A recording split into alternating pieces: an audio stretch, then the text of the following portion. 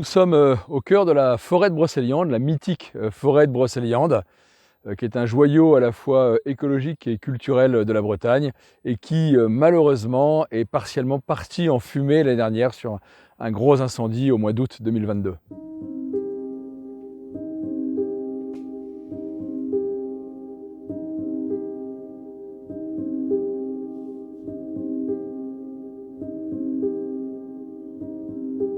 Donc on a eu un gros incendie en août 2022 et ce qu'il y a vraiment d'intéressant dans cet incendie, comme tous les incendies d'ailleurs, à chaque fois on nous parle de réchauffement climatique et effectivement ce n'est pas faux, les températures extrêmes créent des conditions presque d'auto-inflammation à certains endroits, mais ce n'est pas tout. Il y a aussi l'occupation des sols, les microclimats qu'on peut avoir sur place et là c'est beaucoup plus une question d'écosystème.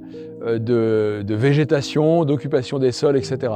Il faut savoir que la manière dont on va aménager le sol va favoriser ou non l'incendie et surtout les cycles de l'eau, l'évapotranspiration, etc. Donc là, on avait des conditions qui étaient très favorables, un climat très chaud et puis une végétation qui n'attendait qu'à brûler.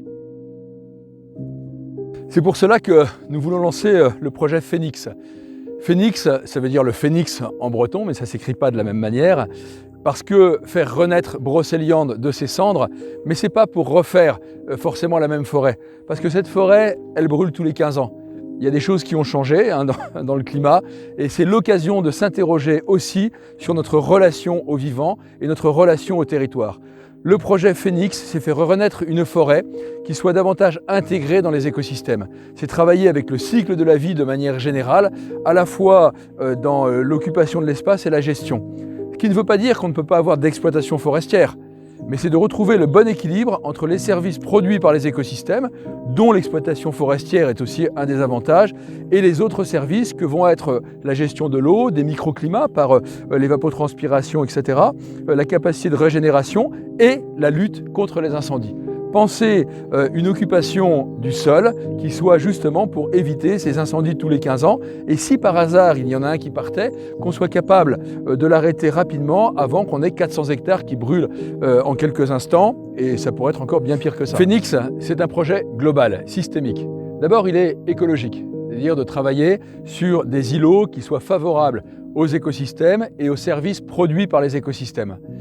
C'est aussi un projet qui est culturel, parce que ce sera l'occasion de pouvoir communiquer sur ce que nous apporte le monde vivant.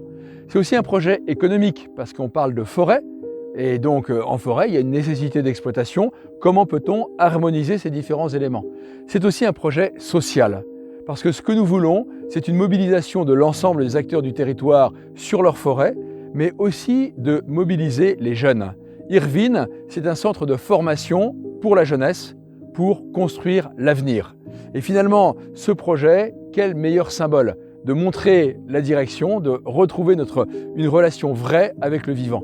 Les jeunes d'Irvine sont des jeunes de toutes origines, de tout niveau d'études, et certains peuvent avoir des problèmes, d'autres non. Par contre, ils sont mobilisés sur une vision de l'avenir qui est compatible avec le vivant. Et leur apprendre à travailler le bois, leur apprendre à travailler l'aménagement de l'espace et les mobiliser soit dans le cadre d'une formation professionnelle, soit par des chantiers participatifs sur cette régénération de la forêt de Brocéliande, pas simplement pour revenir en arrière, mais pour montrer la direction. Alors comment nous aider? C'est simple, là nous sommes au départ du chemin et il n'y a plus qu'à le suivre.